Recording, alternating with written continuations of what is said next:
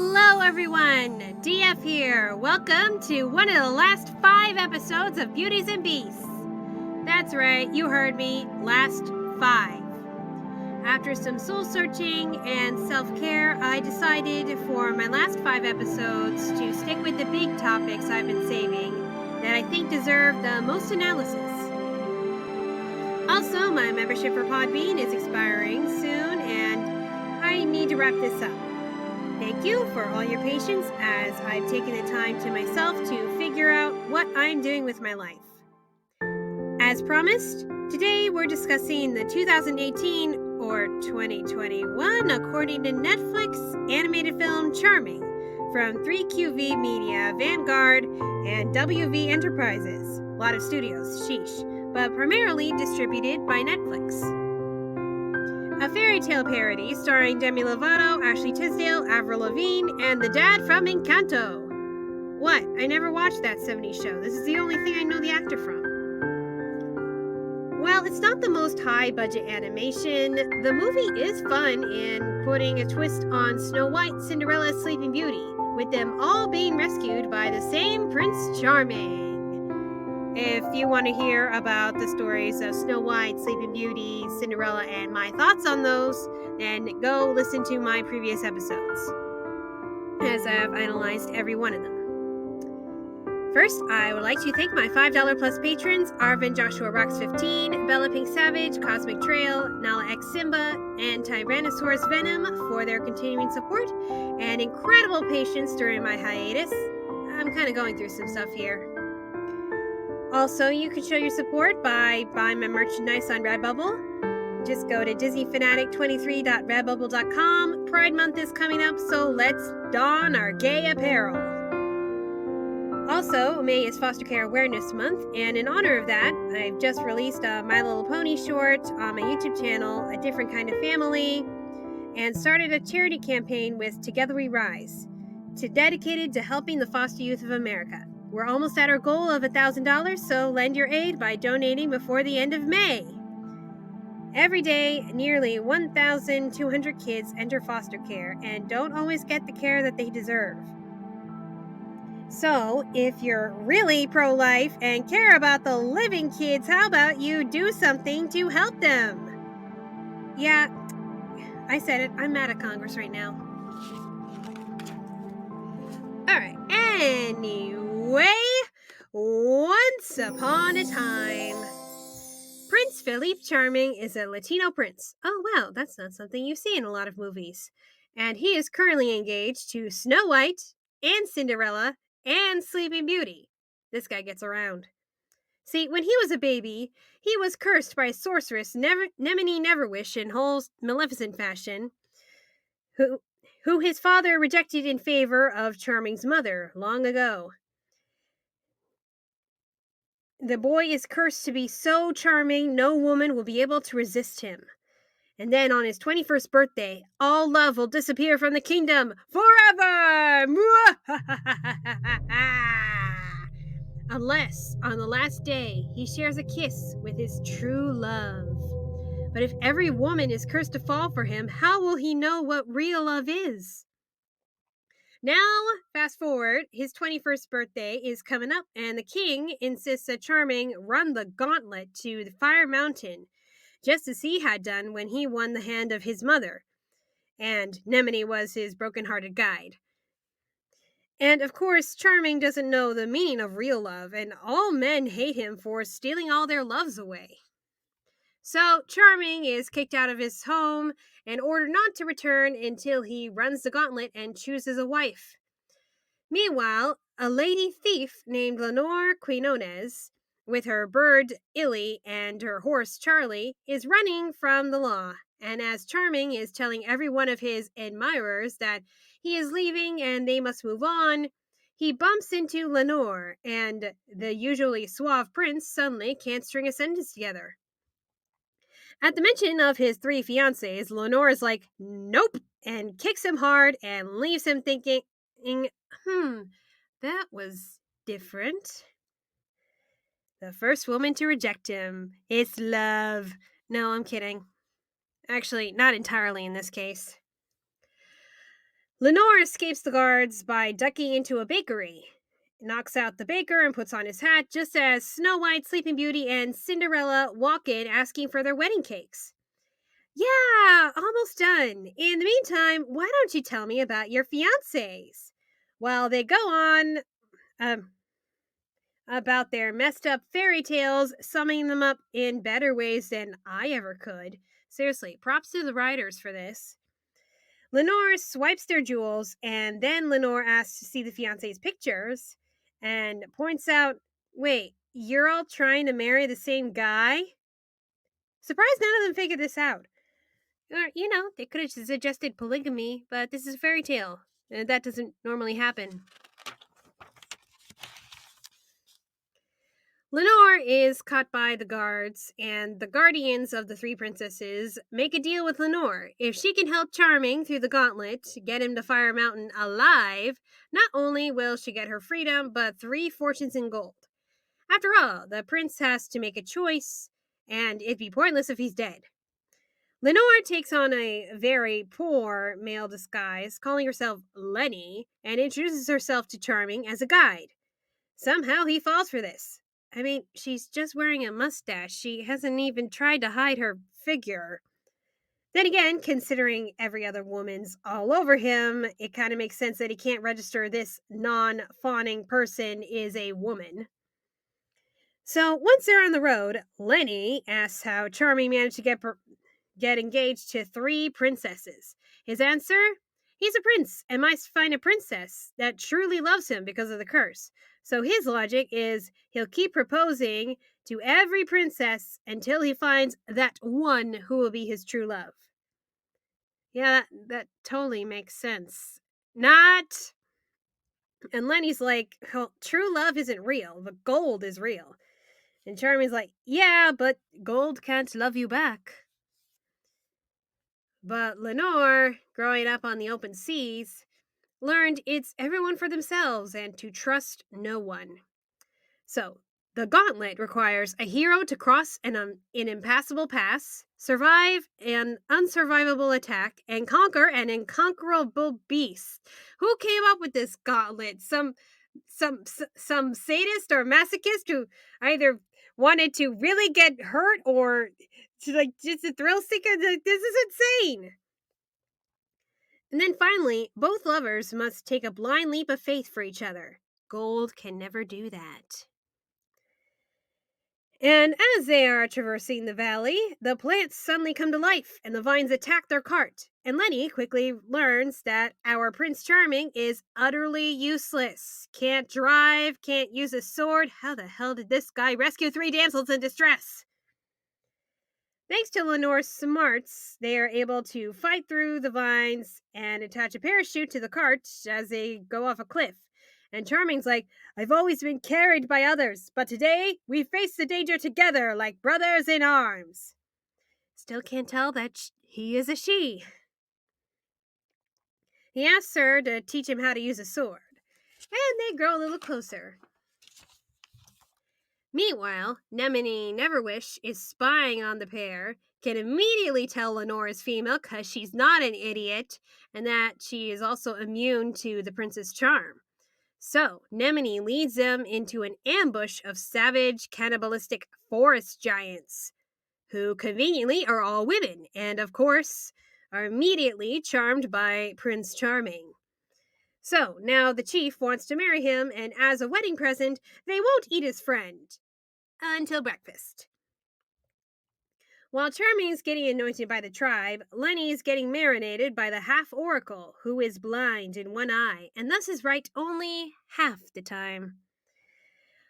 What she is right about is that Lenore has trust issues and has locked her own heart away in an eternal dungeon. Yes, BellaPinkSavage, the half-oracle is voiced by Sia. I only know her from the My Little Pony movie. Anyway, Lenore has locked her own heart away forever in an eternal dungeon, and that true love cannot save her unless she lets it in. Lenore asks the half-oracle if the Charming might be her true love. And she goes, yes! Or, no, maybe. Half-oracle, remember? While the tribe is asleep, Charming steals the chief's indestructible dagger and frees Lenore. But the giants wake up, they're chased, and as they're cornered, Charming admits that he regrets all the time he wasted talking and not doing. How he just wanted a happily ever after for everyone, and Lenore has only ever done things for herself. Before Lenore can spill her new feelings, they survive the unsurvivable attack. Honestly, I forget how. It happened. An angry Nemone then creates a gem cave to tempt Lenore, and it works. She's gathering up all the gems, including this ruby she pulls from a rock giant that comes to life and goes roar. Charming decides he must conquer this unconquerable beast alone, without Lenore's help. Because the giant is rock, his sword breaks, and as he's getting beaten to a pulp, Lenore's like, he's gonna die for love. Maybe he is more than just a prince looking for a princess, and maybe he could love someone like me. Can we save this revelation for later, Lenny? Your boy needs help! He's getting killed there! Charming conquers the beast, not through force, but through compassion, once he realizes the beast just wants his missing piece back, the ruby, his heart. Lenore then makes a decision, before they reach Fire Mountain, to tell him how she feels, and asks him to meet her at the Dainty Dish in the next town at 8. But Nemone has another trick up her sleeve, as a fragile heart doesn't take much to break. Lenore goes into town and buys a dress, and Charming arrives at the Dainty Dish, but Nemone makes sure all the women can see him. So Lenore walks in, sees him bombarded by women, and he brags about how he's about to marry a princess, and this is enough to make her give up.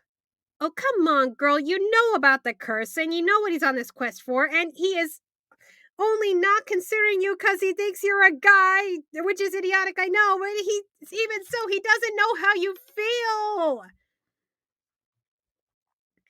The next morning, Charming and Lenore meet up again, and he asks where she was. He waited all night, and goes on about how he considers her his only true friend. And she's like, you have no idea what true friendship or true love means, though you talk about it all the time. If you really loved someone, you would only think of her and cancel all other engagements.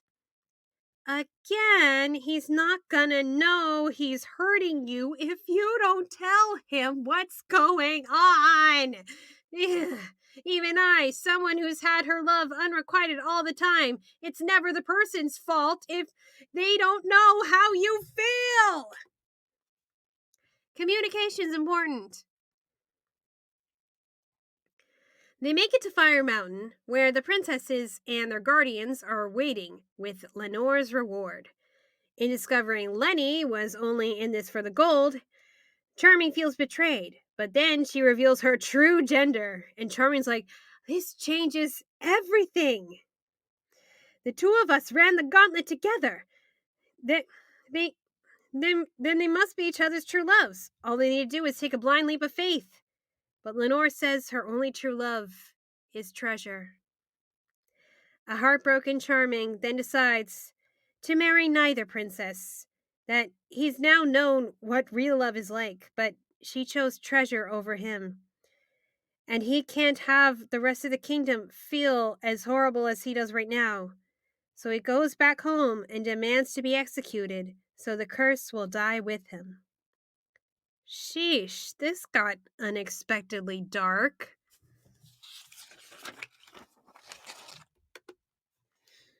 So, while awaiting his fate, Charming writes to all, and I mean all, the women he's charmed, alphabetically too, that they never really loved him, and that they should move on. Illy, Lenore's bird friend, remember? We haven't really seen much of her. Takes one of the letters back to Lenore, who has her gold but is all alone. She reads a letter about how Charming found his true love, and that real love is about taking a blind leap of faith. And Lenore gets that he's writing about her and goes to stop the execution. She gets there in time, but so does Nemone. She tries to separate the couple with purple smoke, and in the battle, Charming takes a blast for Lenore. She awakens him with true love's kiss, breaking the Charming curse and the curse on her heart. She gives her fortune away, marries Charming, and in a year, they are expecting a little one. A happy end? No, a happy beginning. Okay, admittedly, the plot is pretty predictable, but it is a fun parody on fairy tales in a sort of Shrek feel. Well, especially on Disney movies. And you have to admit, the song Trophy Boy, sung by 3 pop princesses, is a bop. And it's sort of like the opposite of Beauty and the Beast, because the prince's curse is not to be ugly, but irresistible, which is worse because now he can't discern magical infatuation with true love. But even with the curse, the prince is optimistic and hopeful in finding true love. He just wants to be recognized as a person rather than a perfect, handsome prince. That's why he feels comfortable with Lenore, even when he thinks that she's a guy. She doesn't baby him, and she calls him out on his lack of independence, and she doesn't worship the ground he walks on, which is refreshing. She's unknowingly treating him like an equal, which causes him to regard her as one. True love's not about rescuing the one person rescuing the other, but them working together and taking a blind leap of faith for each other. You can't really do that when you just kiss a sleeping maiden who can't give consent. Look, at least in this movie, they describe it as mouth-to-mouth resuscitation. Tell that to your kids next time you read Snow White or Sleeping Beauty.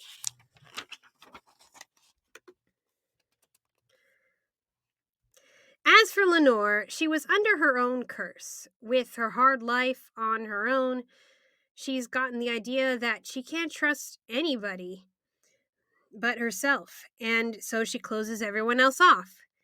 I believe they call that avoidant attachment. While her growing affection for Charming might seem quick, I think what makes her fall is his willingness to step up and work with her rather than have her do everything. Becoming someone that she can rely on to have her back, and she ends up doing the same after overcoming her trust issues. Egalitarian relationships for the win. So, to sum it up, love at first sight isn't love, but infatuation. Maybe you can find someone pretty, but the real affection comes later once you've gotten to know each other and you overcome some obstacles together. Maybe not to the extent of killer vines, rocks, and giants, but you get the picture. But you'll never know if that love will happen if you don't take the chance. I have taken the chance, and I'm still looking for that someone. Hey, where's my altruistic Prince Charming? Yes, Bella, I agree with you. Diss this movie all you want, but the songs slap. How often do you get Avril Lavigne, Ashley Tisdale, and Jem singing such a hip song together? I would sing it on here, but copyright.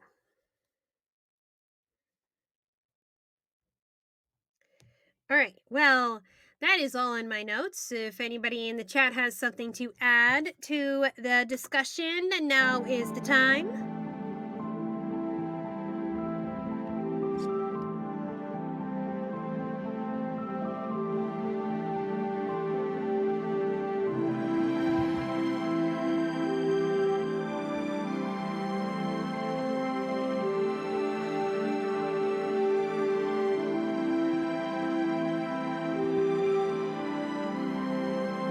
While we're waiting on the chat, I'd like to announce that even though this podcast is coming to an end and maybe taking down from Podbean as soon as my membership ends, you can now listen to all 80 plus episodes on Spotify and iHeartRadio and, of course, YouTube. So this podcast will still survive even if my membership on Podbean does not.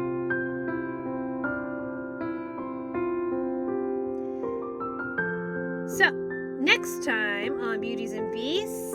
Oh, wait, I got a new message here. Okay. Yes, BellaPinkSavage says, what a lovely, silly movie. Haha. And just a reminder that once this podcast ends, the patron program on Podbean will be discontinued, and I will move my patron program onto Patreon. And this is also for you new listeners who are coming on either Spotify, iHeartRadio, or YouTube and have no idea what's going on.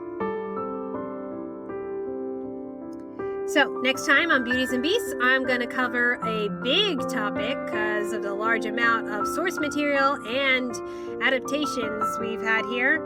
I could honestly make a whole podcast in itself from this story. Tarzan, mainly the Disney movie, as that's the most well-known version, but I will compare it to the books about a man raised by apes who falls in love with literally the first human woman he meets. And let me tell you, Disney does it way better than the author Edgar Rice Burroughs did. For one thing, far less racist. Now remember to check out my Redbubble merch and my Together We Rise charity campaign for the foster youth of America. And see you next time. Remember, charm isn't everything. Neither is looks. Open your heart to love. And if that doesn't work, run an insane gauntlet that could get you killed, and maybe you'll meet your true love along the way. Adios, amigos.